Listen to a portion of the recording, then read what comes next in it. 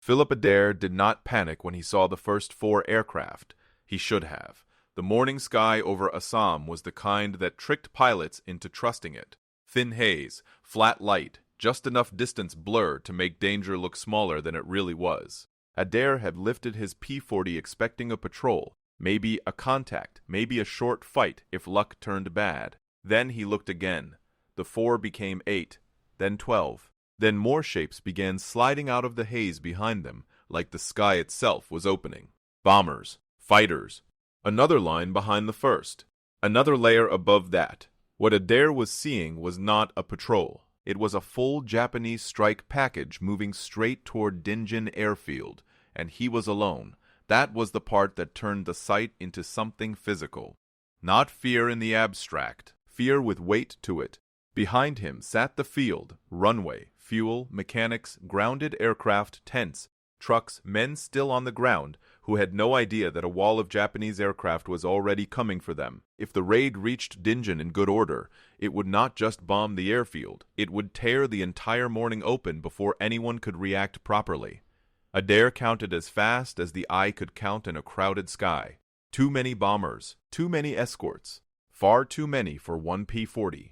And for one brief moment, the whole problem became brutally simple. If he fought the fighters, the bombers would reach the field. If he chased an easy kill, the raid would stay intact. If he turned away, he lived longer, but Dinjin paid for it. That was the real decision, not whether he was brave, whether he understood the problem correctly, because 64 enemy planes in one sky can make a pilot think in the wrong order. The natural instinct is survival first, threat closest, shoot what's nearest, break what's chasing you against a formation that size. That instinct would have gotten him killed and saved nobody. So Adair made the coldest decision of the fight before firing a single shot. He ignored the fighters and aimed straight for the bombers, not because they were easier, because they were the mission. The escorts were only there to protect the strike. The bombers were the strike. If Adair could break them early, make them turn, bunch, hesitate, lose spacing, then even one fighter might be able to save the field without needing to destroy the whole formation. That was the theory. Now he had to fly it. He shoved the nose down and came in fast from the front quarter, using speed instead of elegance. No warning pass. No cautious setup. The Japanese formation was still stable enough to be deadly, but not yet stable enough to expect a lone American diving straight at its leading edge. That surprise was all Adair had. So he spent it hard. He picked the lead bomber. That choice mattered. He didn't fire at the nearest aircraft. He fired at the bomber, carrying the formation's confidence. Damage a tail-end bomber and the formation absorbs it. Damage the lead edge and every crew behind it feels the shock at once. Adair held fire until he was close enough for the burst to matter. Then the P-40's guns opened. The rounds tore across the bomber's left engine and wing root. Not a dramatic fireball, something more useful. Black smoke punched backward across the wing, and the bomber lurched out of line hard enough that the aircraft behind it had to break spacing to avoid drifting into it. That was the first crack. Small, but visible. The lead element bent. One bomber slid wide. Another tightened too early. The clean bombing line the Japanese had brought toward Dinjin suddenly looked uncertain. Adair did not stay with the target. A lone pilot dies the second he starts admiring his own work. He cut straight through the edge of the bomber stream and dropped below it before the escorts could close cleanly on him. They came anyway. 2 Japanese fighters rolled down after him almost at once, fast and aggressive, trying to pin him low before he could climb back. Tracers cut across the air ahead of his nose. One burst past so close he saw it rather than felt it. Bright streaks where empty sky should have been. Adair kicked hard left, rolled under the line of fire, and let the P-40 fall just long enough to spoil their angle. Then he did the one thing the Japanese escorts least wanted him to do. He climbed back toward the bombers. That was what changed the battle. A normal pilot in those odds might have tried to survive the first attack and escape. Adair understood survival meant nothing if the raid recovered, so instead of accepting a dogfight with the escorts, he used the seconds they had wasted chasing him and came back in from the side. Different angle, different problem, same target. This time he hit a bomber trying to close the gap left by the first damaged aircraft. That mattered too. The formation was already repairing itself. Adair attacked the repair. His second burst ran through the bomber's fuselage and inner wing. The aircraft shuddered, bled speed, and dropped just enough to force the bomber beside it to drift outward. Now there were two distortions in the line, not one. Two. That was when the Japanese pilots began to understand what he was doing. He was not hunting kills, he was breaking structure. And big formations are powerful only while they still behave like one machine. One escort got impatient. That mistake cost him.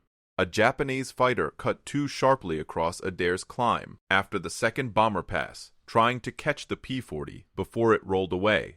In a sky that crowded, impatience is fatal. The enemy pilot overshot slightly and showed Adair exactly what no pilot ignores at close range. Belly, wing root, and a target too sudden to waste. Adair snapped a short burst into him. The rounds hit under the cockpit and into the wing root.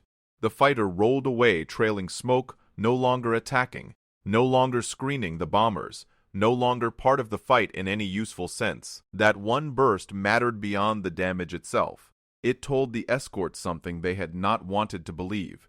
The lone P-40 was not merely reckless. It was still dangerous even while outnumbered, and now the Japanese had a harder problem than before. If they ignored Adair, he would keep tearing at the bombers. If they focused too heavily on him, they would weaken the screen protecting the strike.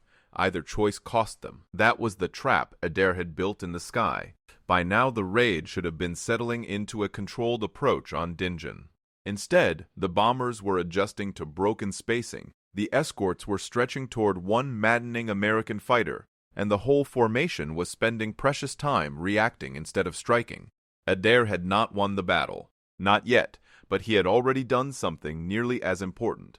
He had taken 64 enemy aircraft and forced them to stop acting like 64 enemy aircraft. They were now separate crews, separate nerves, separate reactions, trying to repair order under pressure from one P-40 that refused to fight the way they expected. And for the first time that morning, as Adair hauled the Warhawk back around for another pass, the impossible had started to look dangerous for both sides. Because now the Japanese raid knew something it had not known when it entered Assamese sky. One fighter could not kill all of them, but one fighter could still ruin everything. By then, the Japanese pilots understood what Philip Adair was doing. That made the sky more dangerous. The first minutes of the fight had belonged to shock. One American P-40 had hit the bombers before the formation expected serious resistance, and that surprise had given Adair room to tear open the front of the raid. But surprise does not last long in combat. Men recover. Pilots adapt. Formations harden. And now the Japanese were hardening. The bombers were no longer simply pushing toward Dinjan in a clean line. They had started tightening into a more defensive pattern, drawing closer where they could, holding steadier where they had to, while the escorts spread wider around them like a closing fist. That was bad news for Adair. A lone fighter survives by attacking confusion. The moment the enemy begins organizing around him, the odds become less mathematical and more immediate. He saw it happen in real time. Two fighters moved high to cover the bomber's right side. Another pair dropped lower, trying to catch him if he came in under the formation again. And behind them, the bombers kept advancing. That was the true pressure of the fight. No matter how much damage or disorder he caused, the formation was still moving toward the field. Dinjan was still back there. Fuel, parked fighters, mechanics, men on the ground who could do absolutely nothing if the Japanese bombers got a clean run. Adair had already wounded the structure of the raid. Now he had to hurt its timing. That was harder. He climbed just enough to see the shape of the bomber stream and understood the danger immediately. The lead elements were beginning to settle again, not perfectly, not confidently, but enough to start thinking about the next stage of the mission. If they reached bomb release range in anything resembling order, the raid could still do its job. So Adair changed his target. Not a single aircraft this time, a moment. He watched the leading bombers closely, searching for the point where approach became commitment. In bombing, there is always a second when the crews stop, merely flying toward a target, and begin preparing to strike it. Formation discipline changes. Corrections get smaller. Men hold steadier. Aircraft stop behaving like travelers and start behaving like weapons. That was the second Adair went after. He came in nearly head-on. It was the nastiest angle available, and one of the most dangerous. Head-on attacks in crowded airspace give a pilot almost no time to adjust. Range closes too fast, the target swells too quickly, and the first mistake is often the last. But they also force the enemy into panic faster than almost any other approach. A bomber crew can tolerate harassment from the flank. A fighter diving straight into its face has a different effect entirely. Adair dropped onto the nose of the leading section and held fire longer than instinct wanted him to. Too early, and the cruise would just tighten. Too late, and he would fly straight through defensive fire for nothing. Then he pressed the trigger. His burst stitched across the front of the formation, raking one bomber's nose and cockpit glazing before walking into the engine of the aircraft beside it.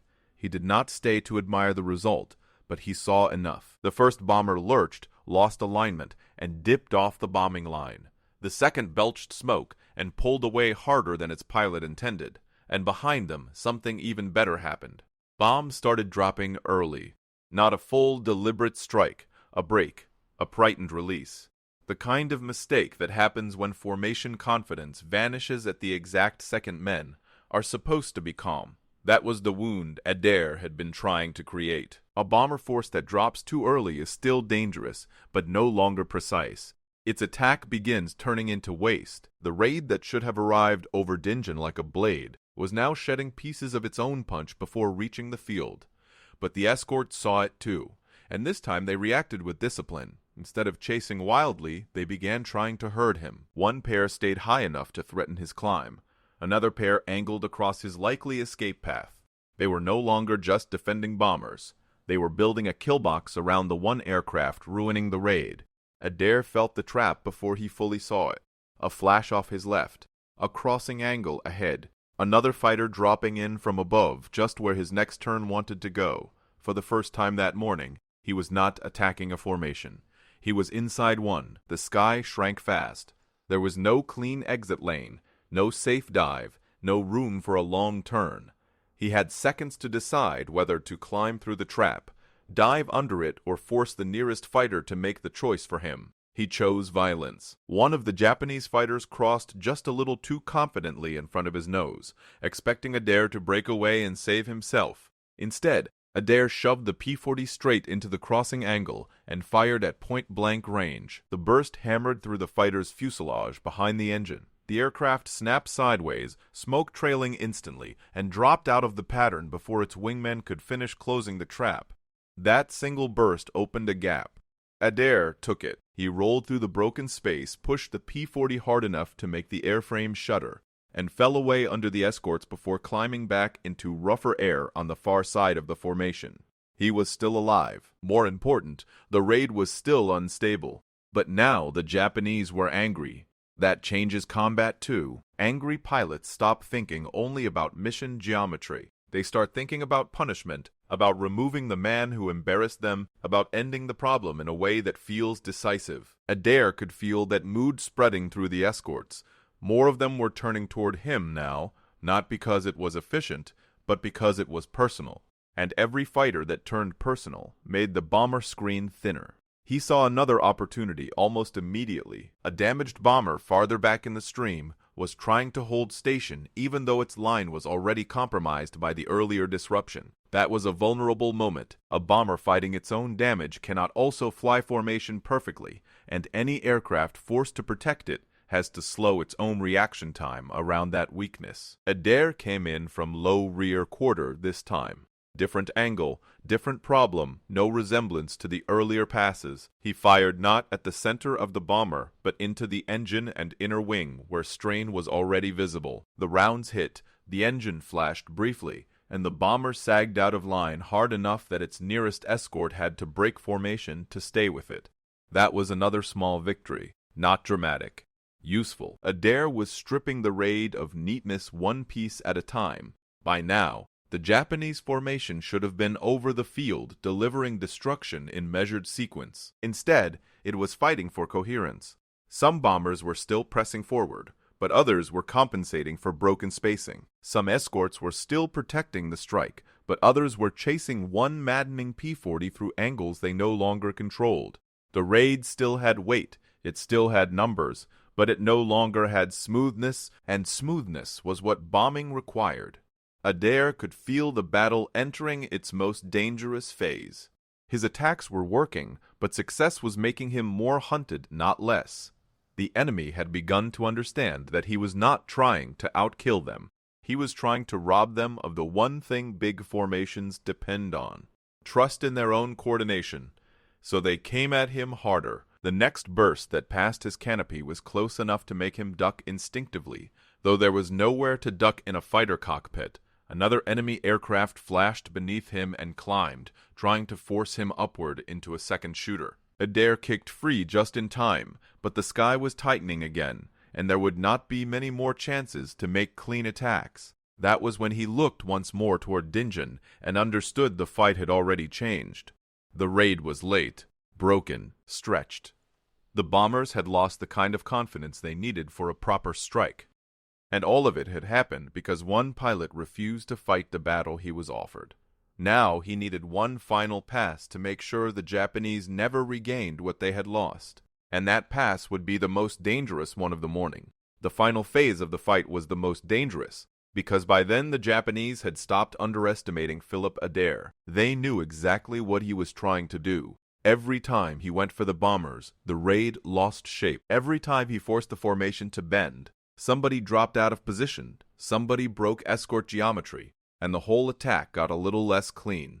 So now the escorts stopped reacting late and started hunting early. Instead of waiting for his next pass, they began turning into him before he could reach the bombers, trying to close the sky from both sides at once. Adair suddenly found himself looking at the one thing a lone pilot could not afford: a trap that was already forming before he arrived. He still tried one more run at the bombers. That mattered, because it proves the point of the whole battle. He never confused the escorts with the real target. He knew the bombers were the weapon, but this time the Japanese had learned. Before he could get into proper range, fighters came at him from the right. He broke left to escape and found more fighters already coming from that side too. The raid had finally solved for him. For the first time that morning, Adair was not attacking a formation. He was inside a kill box. He answered with the nastiest move he had left.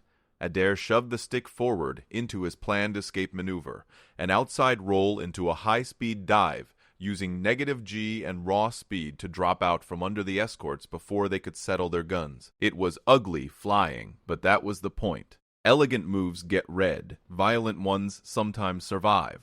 The problem was that this time the Japanese were waiting for it. As he rolled over, fighters came up from underneath with a lead angle already built, tracers reaching toward him before he had fully escaped the turn. Several rounds hit Lulubelle. Then came the worst moment of the entire battle. A heavy strike behind the cockpit and a burst of fire blasting forward around both sides of the armor plate. The fire flashed and died, but the damage stayed. Adair held the dive longer than he wanted, because the P-40 was no longer responding cleanly. When he tried to pull out, the stick felt sluggish and wrong. The nose stayed heavy. He grabbed for trim, got almost nothing useful back, then hauled with both hands just to keep the aircraft from driving itself into the jungle. That was the real ending of the air battle. Not a clean break, not some heroic climb into sunlight, but one damaged fighter clawing itself out of a dive that should have killed it. He finally got Lulubelle's nose up, pointed west for home, and realized the fight still was not over. A Zero appeared ahead of him on the way back. Under normal conditions, that would have been a fresh dogfight. Under these conditions, it felt like a sentence. Adair's aircraft was hurt badly enough that he had to hold the nose up with both hands. He was low on control, low on options, and separated from the fight. But the Japanese pilot made his own mistake. He did not fully understand what he was seeing. Adair rolled the damaged P-40 inverted, wheels up, presenting such a strange picture that, by his own account, nobody seemed to recognize an upside-down Warhawk for what it was. The Zero passed without pressing a killing attack, and Adair kept limping home. Only afterward did the full value of what he had done become clear. On debrief, Adair learned the bomb pattern had fallen short and off to the side of the main target complex, and that the field had escaped major damage. Later accounts also note that he stayed in the fight despite taking multiple hits, that he was credited with damaging bombers and fighters during the action, and that he received the Silver Star for the stand.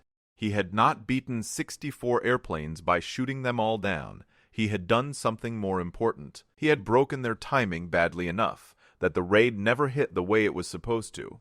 Philip Adair changed the fight the moment he chose the bombers over the escorts. He attacked the part of the raid that mattered, damaged the formation, at the points that controlled spacing, forced the Japanese to keep repairing their own attack, then survived the trap they built to stop him. That was the lesson. One fighter could not erase 64 enemy aircraft, but one fighter could ruin the way they worked together, and once that happened, the whole raid stopped being a weapon.